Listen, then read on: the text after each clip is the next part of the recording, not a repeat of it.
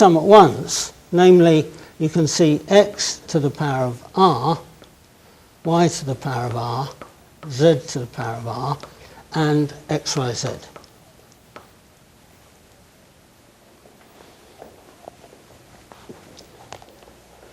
Yes? So x to the r is invariant because you know, I'm doing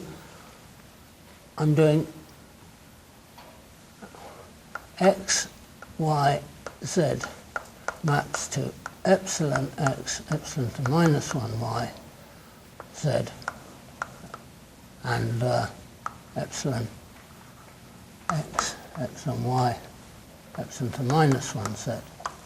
Right, so if I want something which is invariant under both of these actions, if I take x to the r, then x to the r goes to epsilon to the r, x to the r, which is nothing, and so on. So these are sort of basically trivial invariants. So I say there are no more invariants, that these guys generate all the invariant monomials.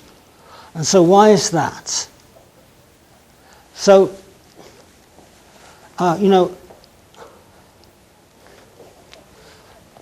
this is typical, this is a, you know, constant feature of all of these groups that are in SL3, right? That the monomial x, y, z is constant. And this is very, very convenient. It means you never, when I'm going to be writing down monomials later, I never need to write down monomials that include x and y and z. Right? So there are three variables there, but any interesting monomial I'm going to write down, given that this guy is invariant, I can sort of just reduce it to either x and y, or x and z, or y and z. Right?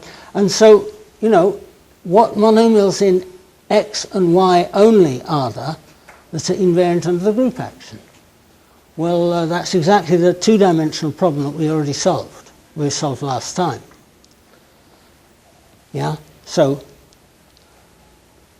I think about writing down x to the I, y to the power of r minus I, or something like this, right? And well, anyway, think about it. These are the only. So if I call this u, v, w, and some other thing t, right? You'll find that u, v, w equals t to the r. Right. So this is just like the a r minus 1 just like the x y z. Sorry, x z equals y to the r. The Klein singularity of type a r minus 1 is this is similar. Okay. So you know, I'm telling you here what the lattice points are, but I'm also telling you that I have in mind a preferred subdivision of this triangle, right? So if I take any three of these elements, and if I take any of the triangles here, which just sort of stand out from the blackboard from the way I draw it, in this regular tessellation, right, then these three lattice points here form a basis of the lattice L. Right, so so if I take, for example, if I take E1, which is 1, 0, 0, and I take this point 1/5 of 4, 1, 0, and I take 1/5 of 4, 0, 1, and this is a basis of the lattice L. A Z basis. Yeah. And so what the picture I've drawn here is the thing I said here. It's a triangulation of the junior simplex into basic triangles. So each of those little triangles is generated by a basis of the lattice. Right? And we can draw this resolution of singularities. It's a very pretty picture.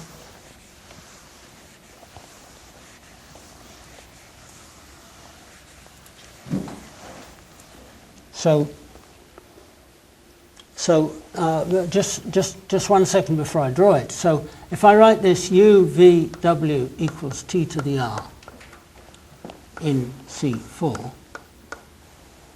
right? So hypersurface, it's a threefold hypersurface. So where is it singular?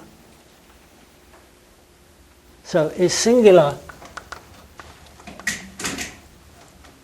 at the origin, of course, but along the 3 coordinate axes. So the u axis, the v axis, and the w axis.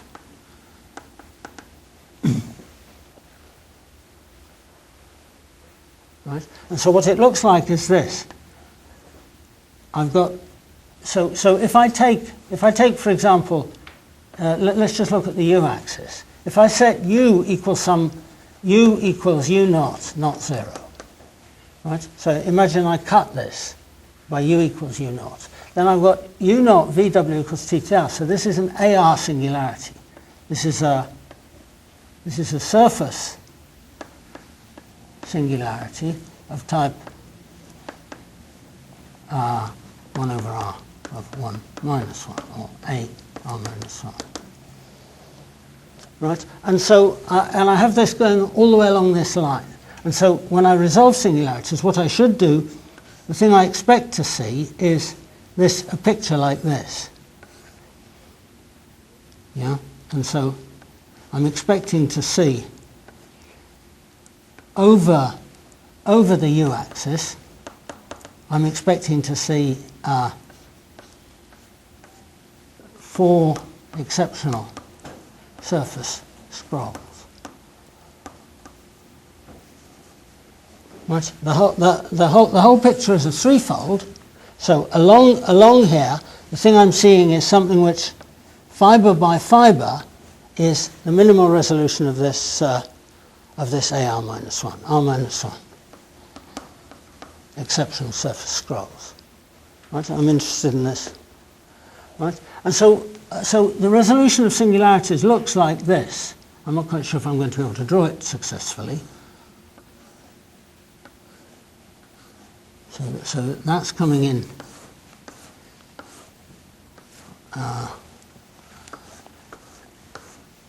Okay, and then there's what happens in the middle. So what does happen in the middle? So how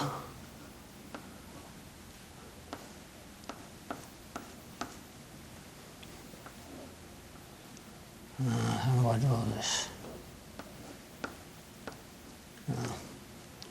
I'm sorry, I should have prepared this.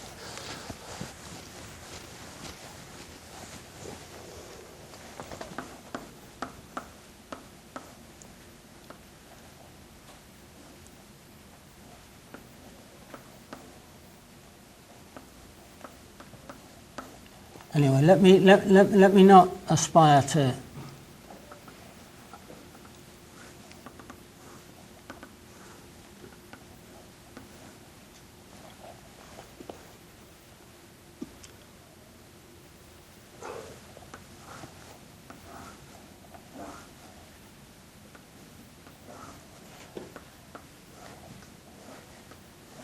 I think that's right.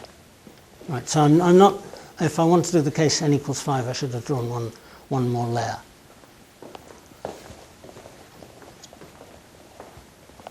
So in this picture, here I have these lattice points which are internal.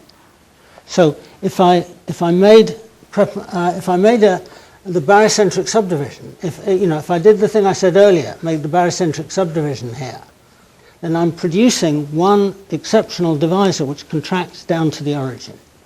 Right? So these points here are not like that at all. If I make the barycentric subdivision here, then I'm doing something which extends all the way along this axis. Right? And so this is sort of pretty regular picture. These are -2 curves, transverse -2 curves. It's a scroll of -2 curves over the u, v, and w axes, right? And then when it comes here, they're breaking up into -1, -1. So these are like a little conic bundle, -1, -1. So each of these curves is -1, -1 in each thing. These hexagons are, each hexagon is del pezzo 6, del pezzo surface of degree 6. Is what happens if I take P2 and I blow up in 3 points. Yeah.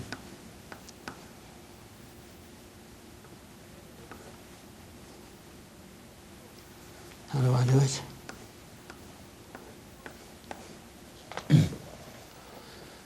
Okay.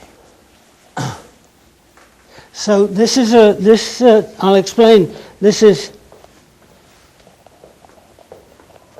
so I drew the picture, I told you what the lattice points, and at the same time I told you I have my favorite way of decomposing it into basic triangles, right? So maybe it's my favorite because it's the most symmetric, or it's the easiest to draw and so on. But the real reason for wanting to do it is because the toric variety corresponding to this, the thing which is drawn there, is this subdivision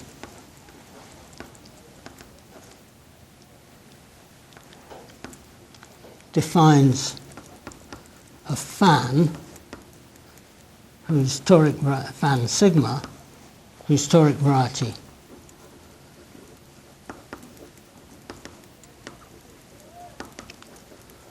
y sigma is A hill C3.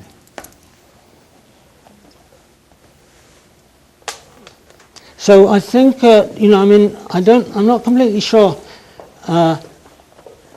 this mathematical object, this quotient here, especially the case 5, appears in the first papers on mirror symmetry. So I don't know if they use this nice picture and so on, but they need to calculate, they need to take the Fermat hypersurface, they need to divide it out by a group of order 5, I think 5 cubed, and then they need to make a Crepin resolution of that. And so everything there is Gorenstein, trivial canonical class, and they need to calculate this Crepin resolution and calculate the Betti numbers of the resolved variety. So it's quite surprising that this sort of very, very elegant piece of pure mathematics first appears in papers of physicists. So the McKay Correspondence itself was basically evolved out of work of the physicists. Okay, I'm going to leave this for the first lecture. Thank you.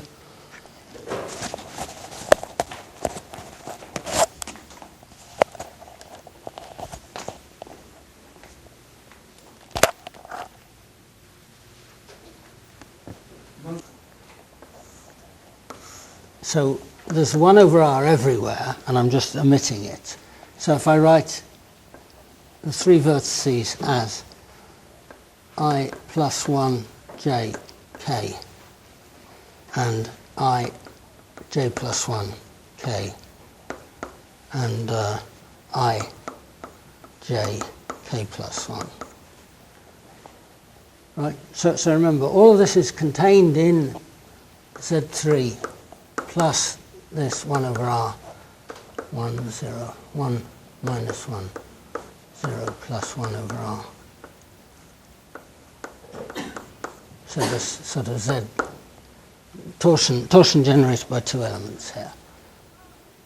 So each of the triangles here appearing here is a basis given by a basis. And if I write down,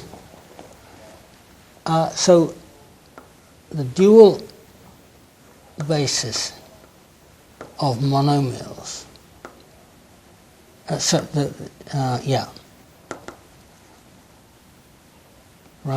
gives, So I'm going to write down these equations, and a dual basis is A, B, C.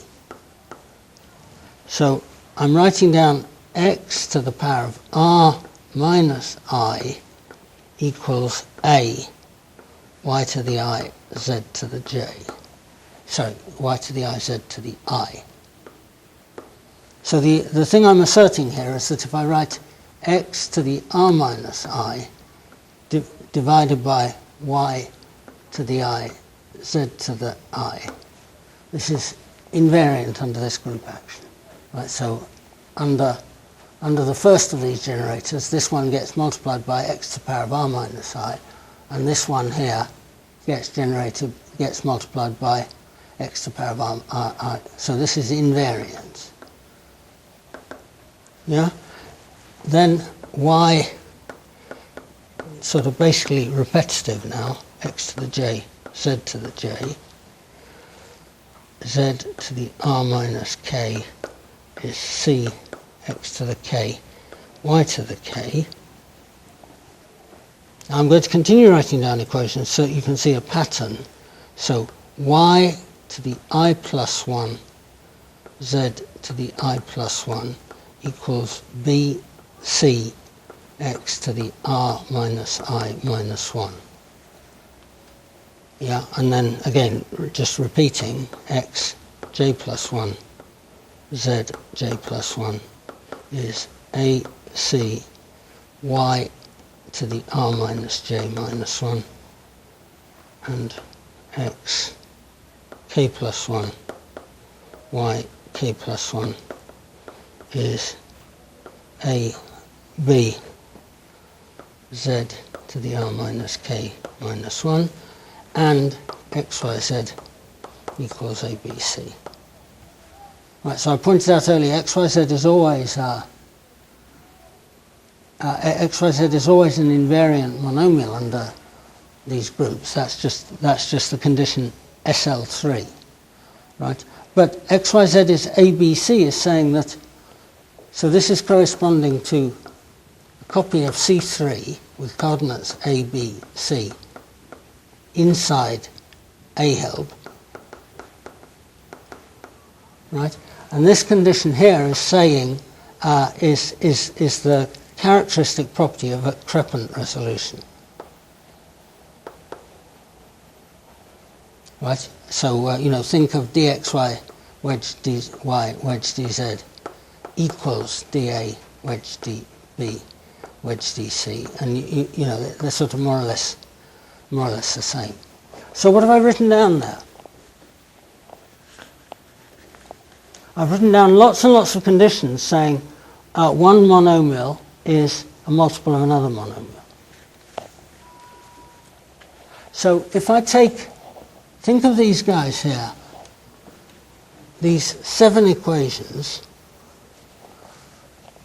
as defining an ideal. So if I think of this ideal I is generated by 7 relations. Right, and what I want to do is I want to think of each of these. I want to think of these yi z to the I as being, so yi z to the I, etc., should be part of a basis of polynomial ring divided by the ideal. Right, and then this equation x to the r minus I is saying that x to the r minus I is not needed as a basis. It's a multiple of another guy. Yeah.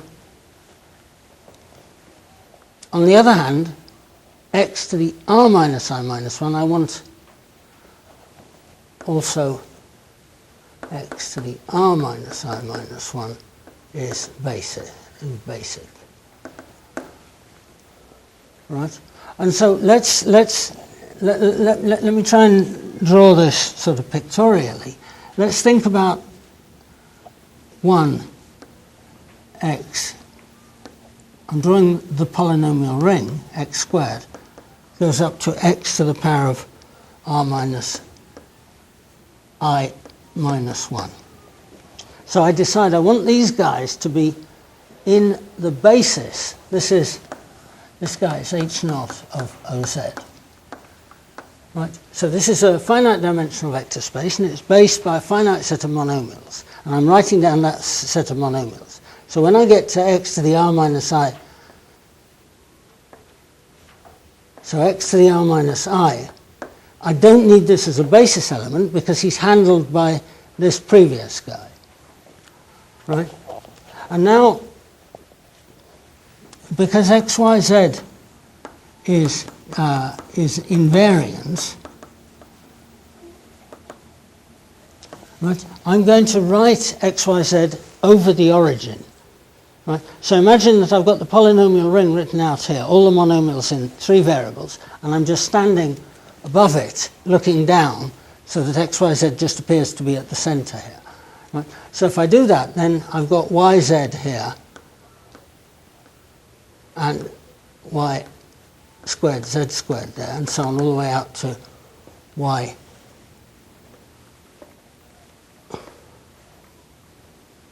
to the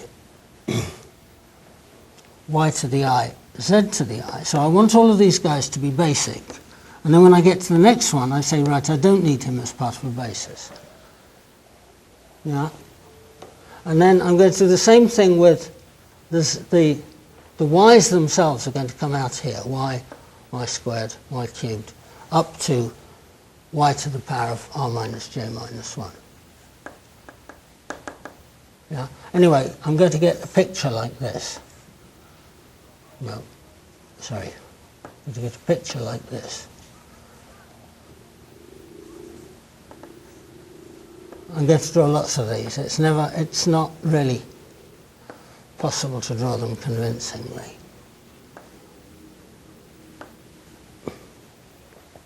Okay.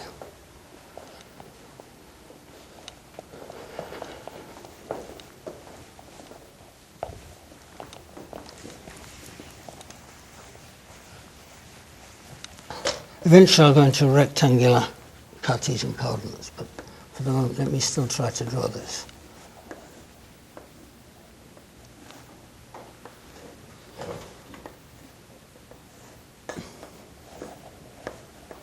Right. So what I want is, I want 1 x and so on. X to the r minus I minus 1 is in, and then the next one is out. Right, and then here I've got these powers of y, and I've got y to the whatever it is. Y to the I, z to the I is in, but the next one is out. Y to the I plus 1, z to the I plus 1 is out. Right, and then this is going all the way up to y to some power, r minus j. And this is going down to z to the power of r minus k. And I should say here, always, I'm sorry, I should have said I plus j plus k is r minus 1. Right, so that these are lattice points. Yeah? And so what we're getting here is this thing which is Nakamura's tripod.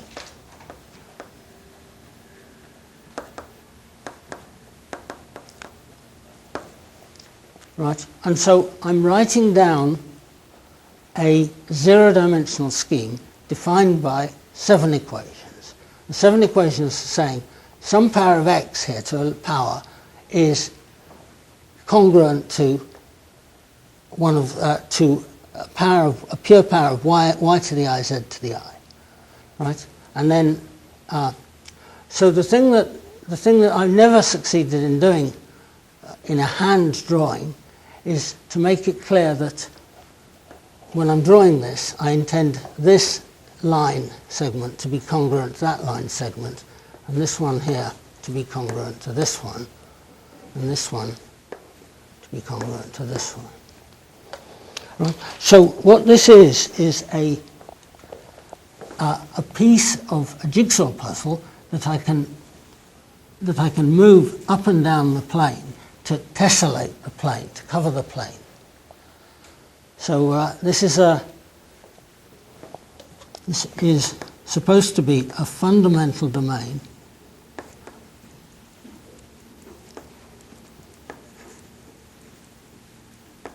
for translating by invariant monomials.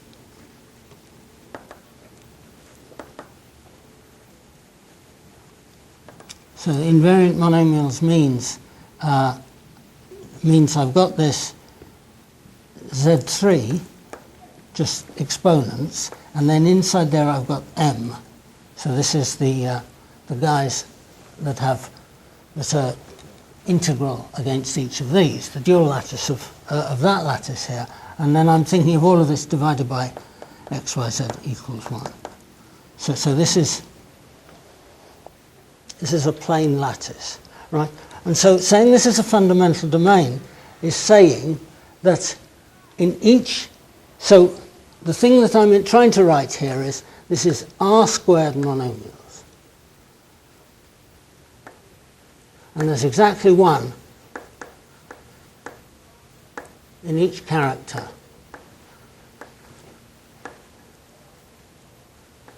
of A. Right? So the group A that's acting here is this Z, two copies of Z mod R. Right? So the two copies of Z mod R have characters here, and whenever I'm writing down these equations, there's an A, a B, and a C here, or some other combination of A, B, and C that is invariant, and so that means these two guys are supposed to be in the same character space. Right? So if I've got a cluster, then necessarily this x to the r minus I and y to the I, z to the I, they're in the same character space, so there has to be a linear dependence relation between them. Well, if this is supposed to be the regular representation, it means it contains each irreducible representation of A exactly once. Right? So, you can tell, and it's part of the proof that I'm describing, that this is that every cluster for this group, every A cluster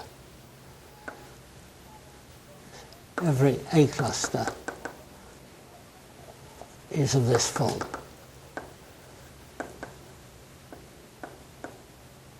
Right, for suitable I, j, and k. And so there's another case for the down triangles that with I plus j plus k is r plus 1, but it's sort of basically very similar. So let me just leave it at that. Yes?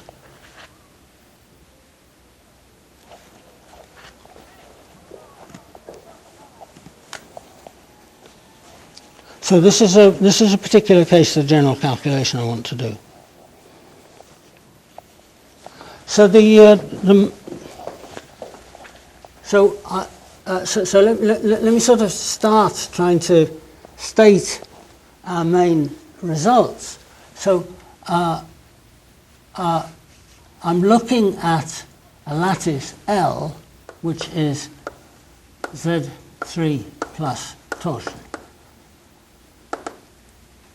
Right. So the quotient group L by Z3 is a group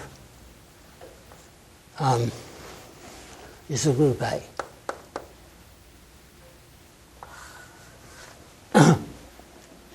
Right, and then I have this delta is with delta. I'm always going to draw it as E1, E2, E3 is the junior simplex. Right, so E1, E2, E3. So at each of these three vertices, I draw the primitive vector here, and then I draw the Newton polygon of lattice points. So at each vertex, draw the convex hull of the nearby lattice points. I'll do a specific example, a numerical example later. But so if I'm starting from the E3, I look along this line to see if I can see any lattice points. So E2 is a lattice point, but it's possible that I've seen one before I get there, right? So I take this to be, some suitable notation. I think it's f3, 0, right? And then I look inside the triangle. Can I see any more lattice points? Not on this line, right? And so the set of lattice points here is, so if I take the junior lattice points except for this E3, I get some set of points here, and I'm writing the convex hull of that. Yes? And so this is F31, F32, and so on. And then there'll be similar things coming out of there. Yes? So I'm writing F I, j for the vertices of the Newton polygon.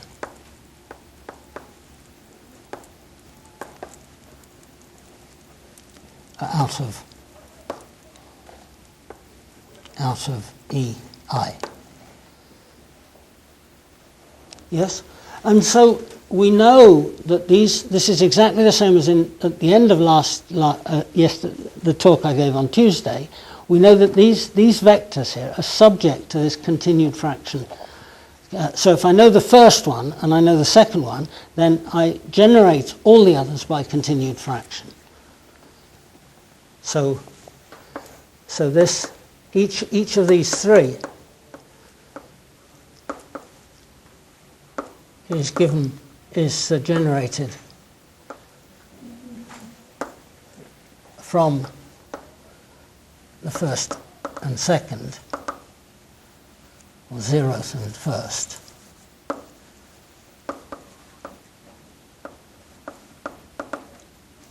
by a Hirzebruch-Young continued fraction.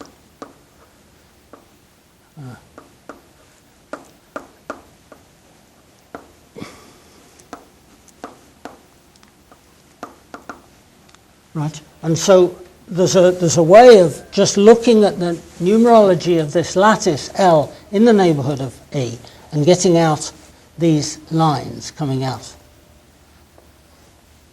Right. So the assertion is that so we define this thing to be a regular triangle. So this is a definition.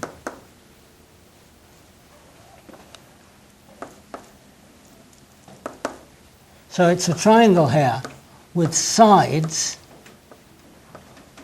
So the three sides are proportional to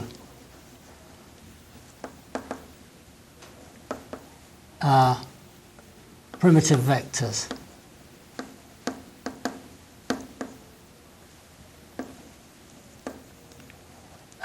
These Fij. Right? For appropriate choices of I, it can happen that it's I1, it can happen that it's two of these and one of those. You'll see straight away. And then the three sides add to 0 with suitable signs. So I've got vector nu1, nu2, nu3, and plus or minus nu1, plus or minus nu2, plus or minus nu3 is 0. Yeah, and so I'm allowed to I'm allowed to take a triangle made up of these two vectors and then one of these vectors, right? So the thing I'm drawing here is a fairly typical kind of example. There's two vectors coming out of there and one vector coming out of there, and there's also one possibility that in the middle I get one which is bounded by all three. I might get something with. Well, anyway, let me come to it. We'll see. Okay, so the theorem 1 says the lines a continued fraction and a little algorithm,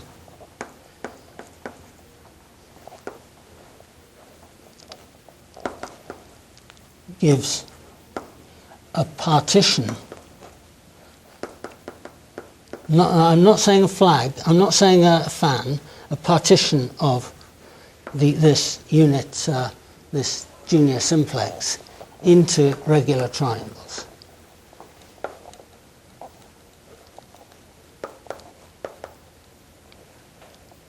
Right. And then the theorem 2 says, if I take the regular tessellation of each regular triangle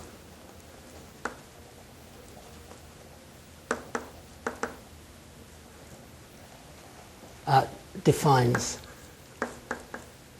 a basic triangulation of delta. Right, so now this is a fan, and it is this, and so this is a fan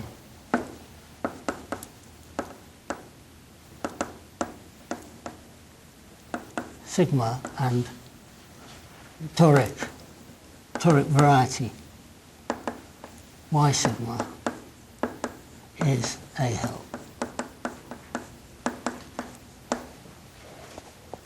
Right. So when I say the only point is here, these vectors are proportional. So when I do this, when I do one of these nu 1, one of these nu 1, nu 2, and nu 3.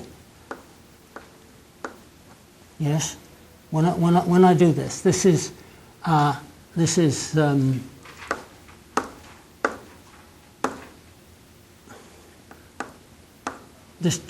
this triangle has side of length in its lattice, so of length some r, and it's the same length on each side, and that means I can triangulate it like this. Yes. So I drew the picture here. Right. So there's some kind of automatic way of getting vectors out of here. And the vectors are marked with numbers, which are these Hirzebruch-Young exponents, the entries of Hirzebruch-Young continued fractions. Right? And then just a sort of sketch of the idea. There's a picture like this, which says, for example,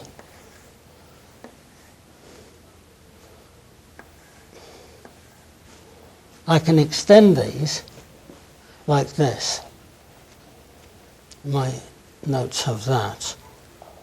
Right, to give something which is I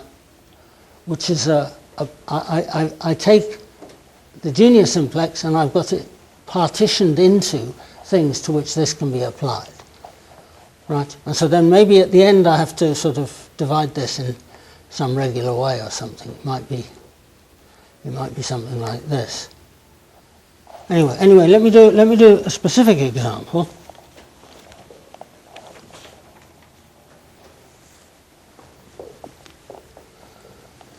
It's a numerical example.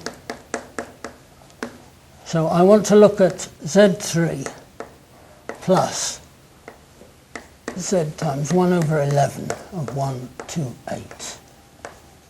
So this is not a difficult example. This is right. So I draw the lattice like this: E1, E2, E3. E1, E2, E3. Right, and I'm thinking of 1, 11, 1, 2, 1, 2, 8. So that's some vector here which is quite close to E3, right? And its E2 coordinate is twice as big as its E1 coordinate, so at some point here. right?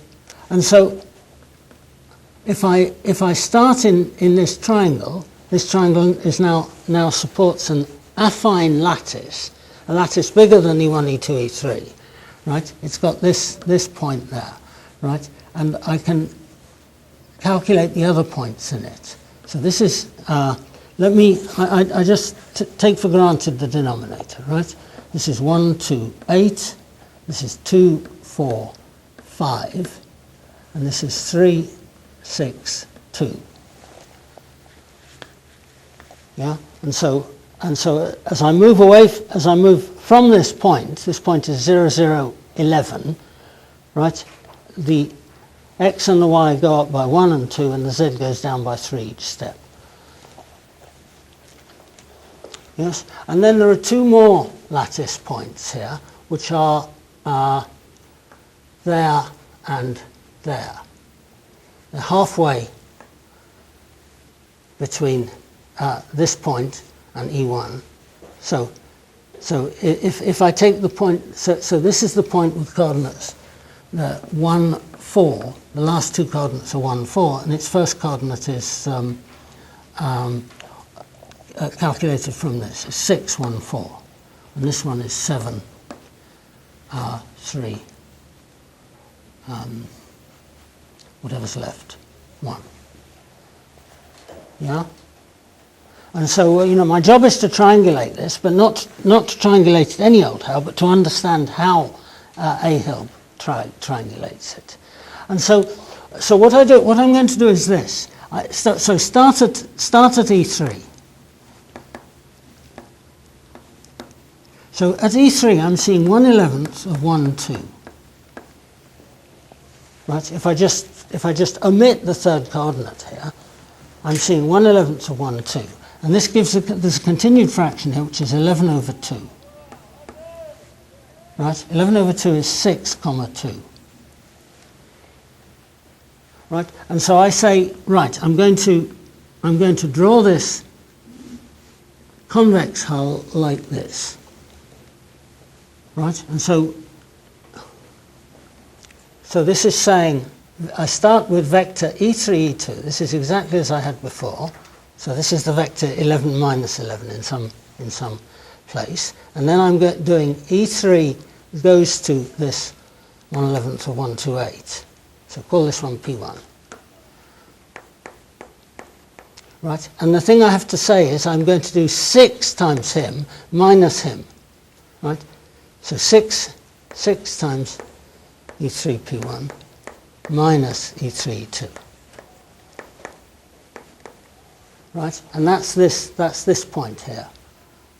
Right? His first coordinate's gone up by 6, gone up to 6, and you can calculate.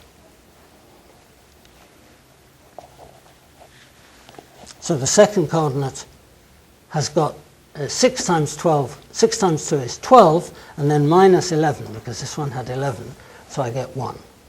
Right? And then okay, and then the 2 here. The 2 in a continued fraction always means that these lattice points are in arithmetic progression. So that interval is equal to that interval. Yeah? And then there's a basically similar calculation that I need to do at E1. At E1, I'm going to do, so at E1, I see 1/11 of, well, so I omit the 1, right? 2, 8. So that's the same thing as 1/11 of 1, 4. And 11 over 4 is 3, 4.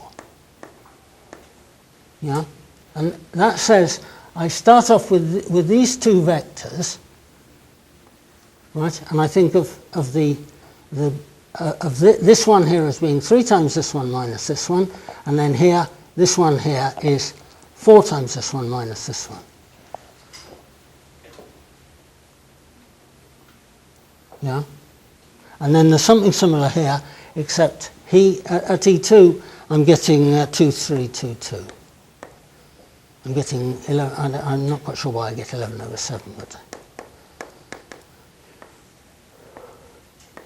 Right, so at E2, I'm supposed to do 1/11 of 1, 8.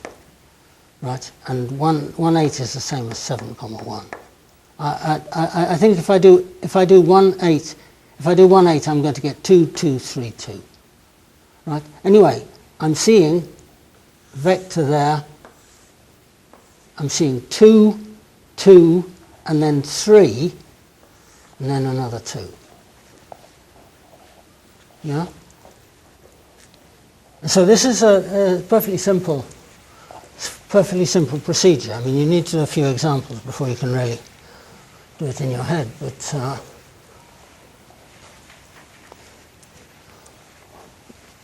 okay, and then we have this thing,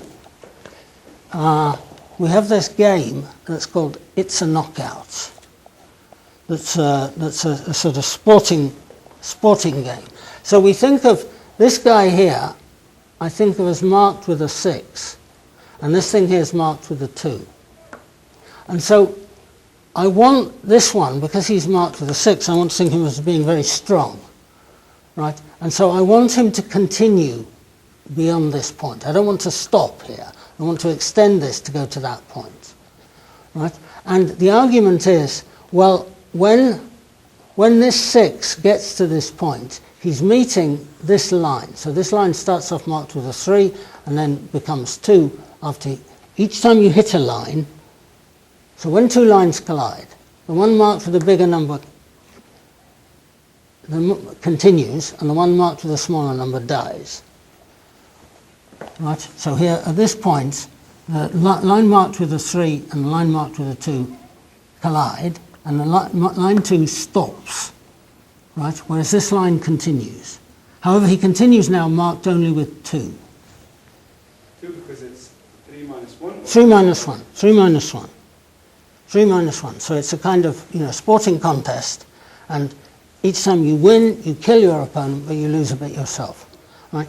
So at this point, this guy here, when he gets to P1, he hits this line marked with 2 and kills him, and he hits this line here with marked with 2 and kills him. So he moves on with strength only 4. Right? And so when he gets to this point, he's not meeting any line out of E1, and so he just continues going regardless. He's hitting a line with 2 though, so he's hitting a 3. So at this point, I have 2 lines marked with a 3 meeting together. Right? So that's a dead heat. They all die. Right? They're all champions. Meeting of champions. Okay? And so what have I got here? I've already got a partition of the triangle into these regular triangles. Right? So each of these is made up of a basic triangle, a triangle made of 3 vectors like this, which form a basis and which are made of only the initial segments coming out of the origin. Right? So these triangles themselves are all actually basic triangles spanned by a basis of the lattice. This one here is twice a basic triangle. Yes?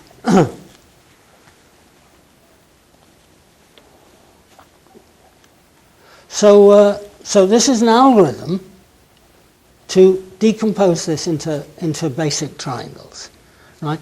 And I'm sort of saying I'm thinking of this geometric line, but the geometric line really means.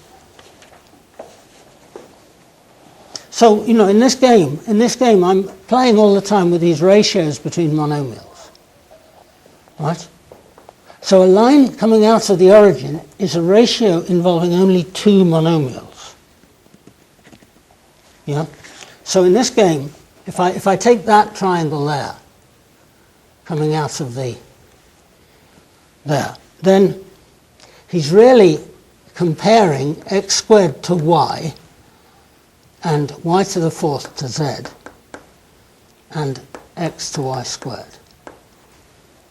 Sorry, x to y to the 6th. Yes? So this is the point E3, which is 0, 0, 1. or 0, 0, 11, depending on how you like to look at it. So this one here is this 614. Right? So this ratio x and y to the 6, these two vectors are, score the same on the x and on the y to the 6. If I think of these, I'm thinking of this point as a valuation of monomials. Right? And what it means is that if I'm above, so let's look at this line. So above this line, this is D3P1. Above the line D3P1, all the lattice points give x squared greater than y. So and the corresponding clusters will have x squared equals ay. Yeah, and so and so if I'm here, I'm above this line x squared y. Yes, and so I must have an equation x squared equals ay. But I'm below this line, so I must also have an equation y to the 6th equals bx, right? And I'm to the left of this line here. This is the line E1, right? And so this is E1 is to do with this ratio y to the 4th to z. Yeah, and y to the 4th to z. Well, if I ask E3 says z is bigger than y to the 4th. Right, so I'm supposed to have z is c y to the 4th. Right, so these equations are already very close to defining a cluster. Actually, I need one more equation here, namely, which is it? I need x y to the 5th equals ab. Right, and then I don't know if xyz is ABC. Okay, so look, this is a basic cone in L. Yes, and the dual basis of M is, so dual basis is ABC. So A is x squared over y, B is y to the 6th over x, and C is z over y to the 4th. Yes? And so how do we tell it's a dual basis? Well, I ask each of the three lattice points what it thinks about these values, and each of them scores 1, 0, 0, or 0, 1, 0, or 0, 0, 1. Yes? So, try 614 against each of these. So 614, this is 1/11th of 614, scores 12 minus 1. 12 minus 1 over 11 is 1. And then 6-1 scores 0 here and scores 0 here. Yeah? So I'm taking this point P614, and I'm thinking of him as a valuation of this point 614 of x, y, of A, B, and C. And I get 1, 0, 0. And that's how you calculate a dual basis. Yeah? So this is a basis of the lattice. This is just the dual basis by just linear algebra. But this is linear algebra over Z. And so the over in the dual monomial, over in the dual lattice, the lattice M of Laurent monomials, I have this thing here which is now a basis of monomials. So this So there's a C3 with these coordinates A, B, C, and this is contained inside help 3, A help of C3.